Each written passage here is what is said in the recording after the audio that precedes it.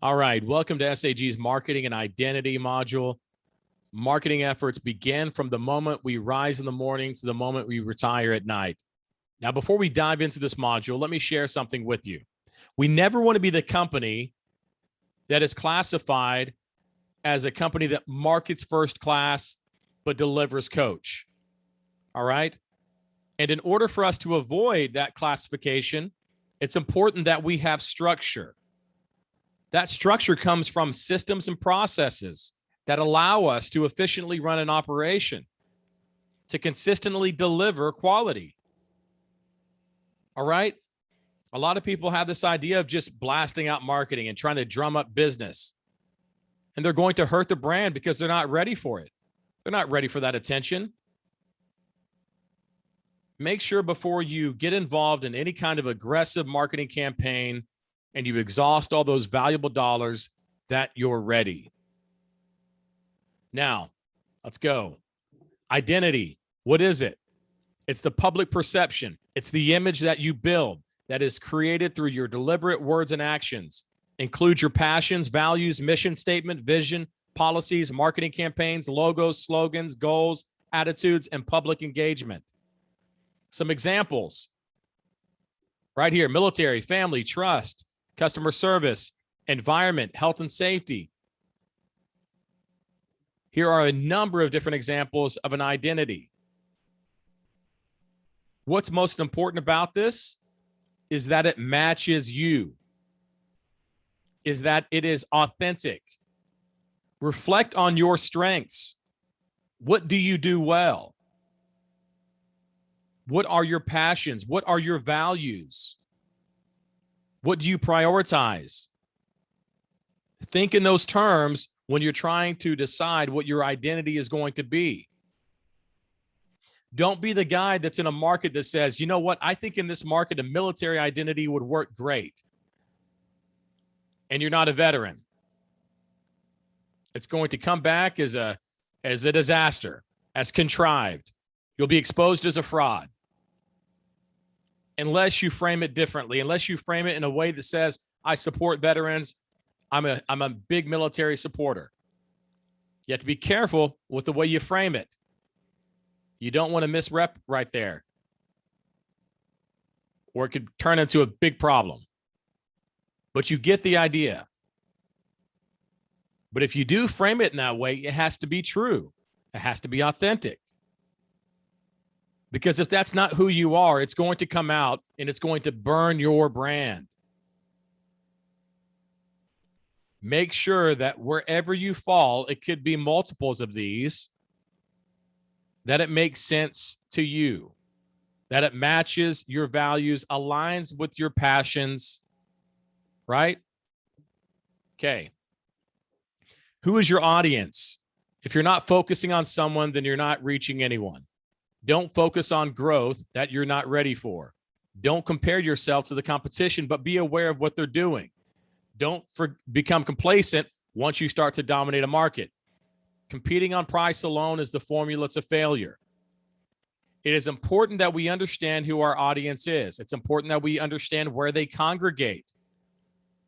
With so many different vehicles here to get us in front of our customers, it's important to know where they congregate. But understand something. This is not a cookie cutter solution here.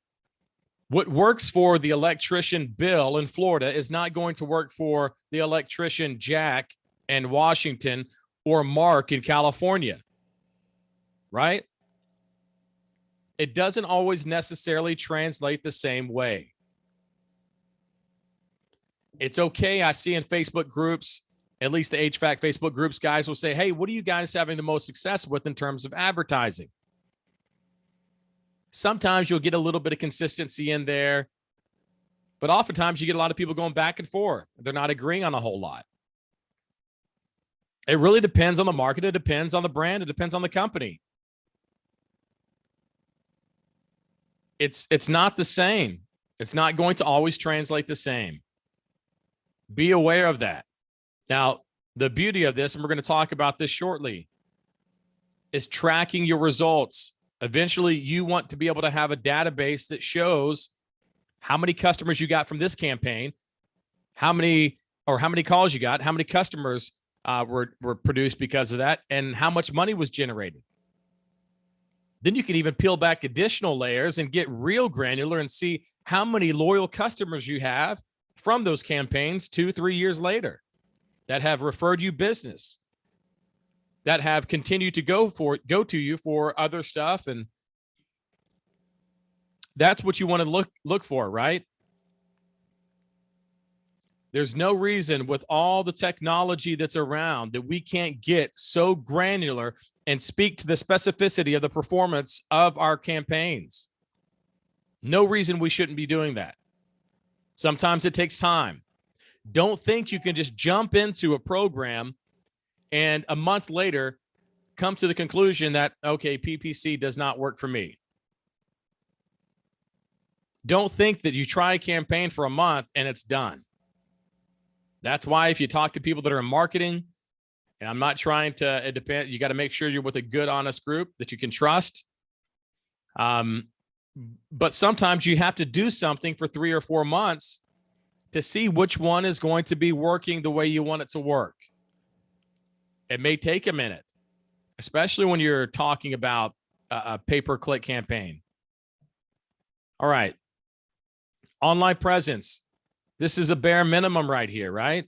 Website, social media, Google Business, used to be called Google Plus, YouTube. We've got to be occupying this space. It's free with the exception of the website. In fact, I think they have places where you can get websites for free. Now, I can't speak to the quality because I'm not familiar with those businesses, but I'm pretty sure I've heard about some places that you can generate a website for free. But websites aren't even difficult to build. I'm not saying that my website is amazing, but I built it. And I'm not a super tech savvy guy, right? I didn't go to school and technology. I can figure things out, but I'm just telling you. In fact, I might even do a module to show you how to build a website. If you can turn on a computer and log in, you can build a website. I promise you, you'd be surprised. Social media, we have to be there. Google Business. I think what you have to do to claim your page, if it's the same as it used to be, you have to submit a form and they send out a postcard to confirm the address, right? Now, getting reviews, when do we get them? Every time. Unless we know it's going to be a bad review, in which case we're going to remedy that situation. But if we've got 2 techs and one continues to bring in reviews and the other one never brings in reviews, if you see a huge disparity there, then you've got to address it. And it might be your fault because you don't have any structure. Maybe one guy is just really good at getting reviews, but it's not because you taught him anything. You have to create that structure. Does he have a process? Okay, once you get to this point in the visit, this is when you ask for reviews. Does he know that? Does she know that? Because if she doesn't, you can't hold them culpable. That's the power, again, of having processes and systems in place, right? All right, YouTube. Where are you at right now? You're on YouTube. You don't have to be some professional. This isn't some amazing broadcast with all sorts of mad quality skills. I'm not editing any of these videos.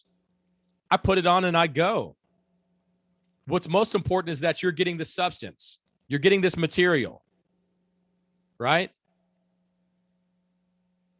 At some point, you've got to get out there and just try. Start recording. Most smartphones, iPhones have good cameras on them. All right? Just start recording things and put it on there. There's no reason we don't have space in all of these areas. Additional options, preferred customer program. You better be building out this part of your business. If you're not, you're losing so much value in your business. You could call it club memberships, whatever name you want to call it. If you're not getting service agreements, You're losing. You're missing out. 20 years later, you're going to say, man, I'd like to sell my business. And somebody comes up, well, let me see what you got. And you're pulling out a journal with notebook paper, a little You, Me, and Dupree looking paper. You've got to have a business that has all these little structure, processes, systems in place. And you can say, hey, these are my customers right here.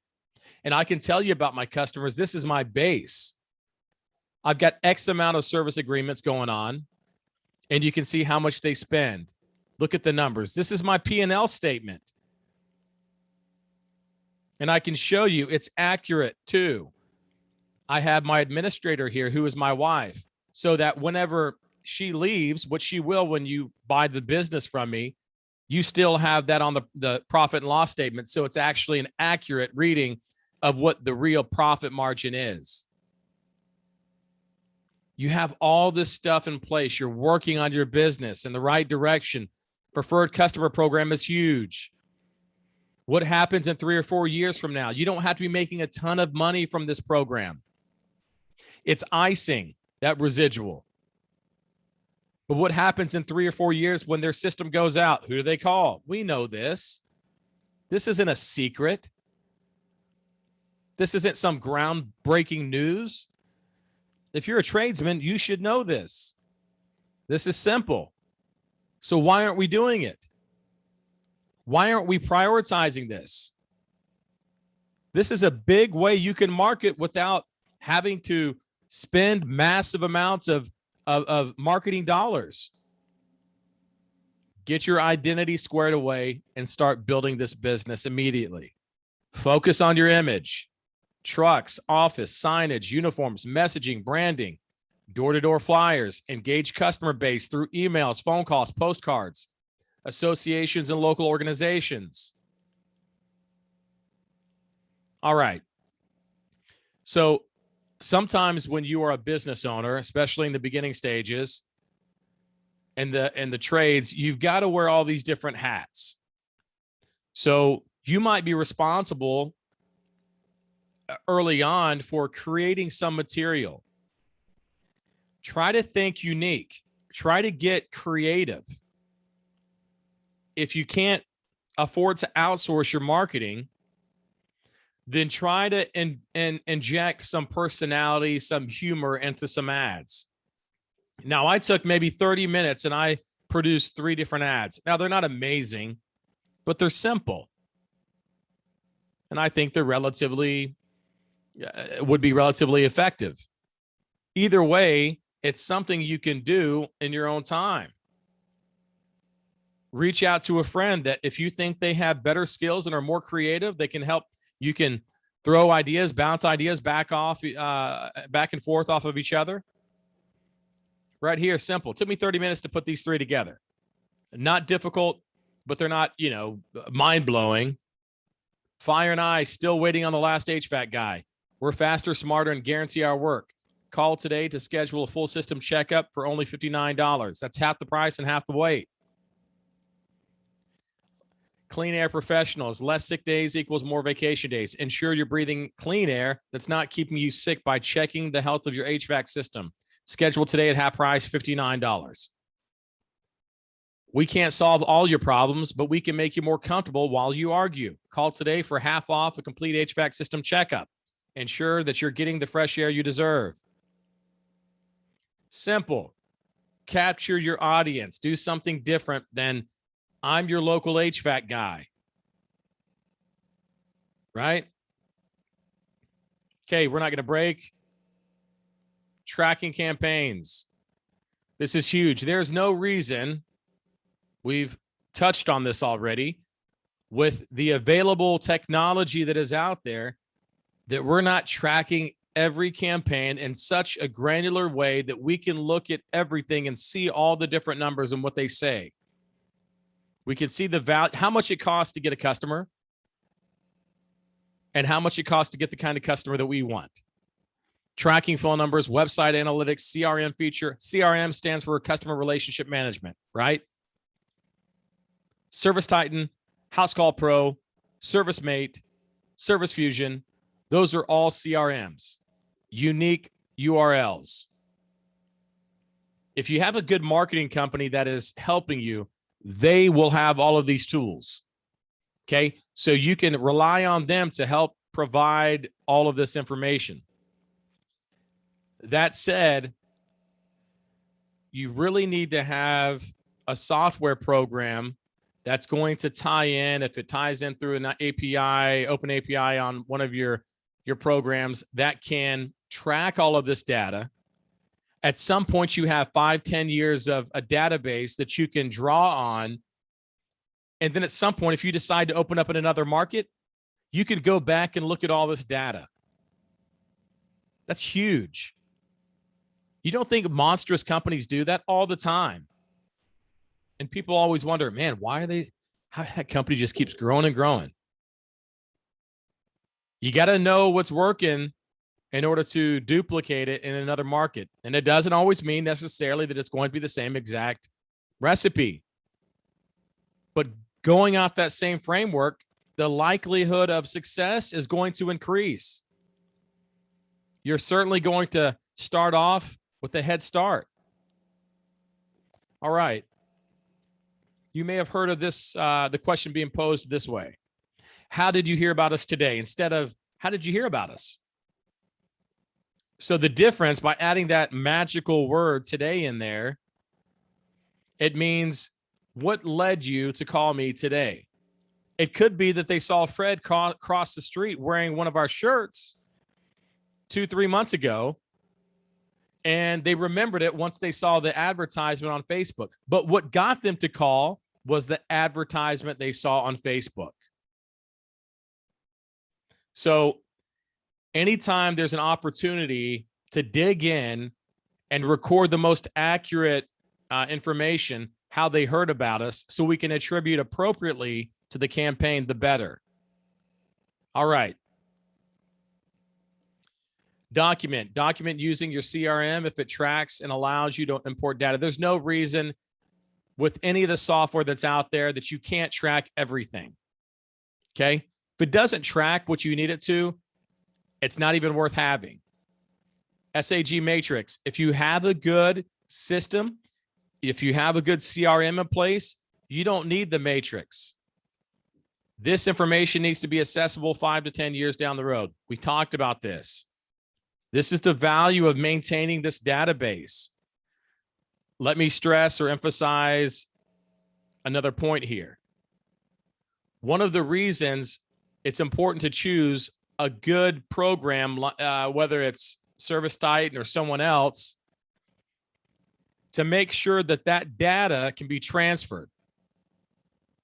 I've gone through the experience or witnessed contractors go through the experience of not being able to transfer their data to another platform.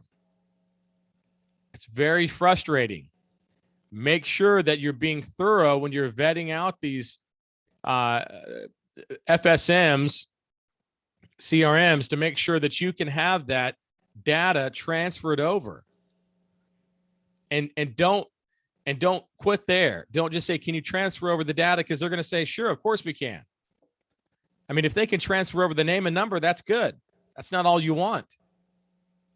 You want all of that activity of the life of that client. You've been in business for 5 years now. You've got a lot of important data. So you want to continue that. Maybe you keep them for another 5 years or 10 years. It doesn't matter, though. Otherwise, you're married to them and you feel obligated. And that's what they do oftentimes. It's by design. Don't get it twisted. They do this intentionally so that you'll stay with them. All right, this information, okay, this is the most valuable marketing metric. Again, you've got to be tracking all of your information through all the software programs that you've got. Update documentation. This is kind of piggybacking off of what we were just talking about. You must be able to update this information with conversions, meaning who ultimately became a customer, what work they had done, the total ticket size. You'll continue to update it with service, repair, replace. You've got to be able to look at the average ticket size and marry that to an employee. What does that mean? Where's the value in that? Let me walk you through this. If we look at Mary or let's say we have 10 customers over here and 10 customers over here. And Bill was the tech over here and Jack was the tech over here. What can we use that information for? We could find out what the average ticket size was for Jack and what the average ticket size was for Billy. I might have confused the two names, but I don't think I did.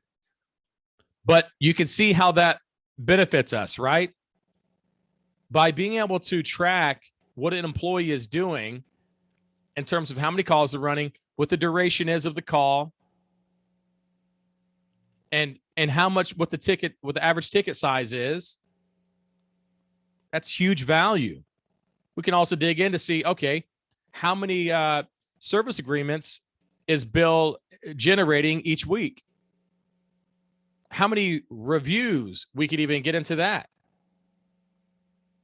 But you can't do that without the right tools.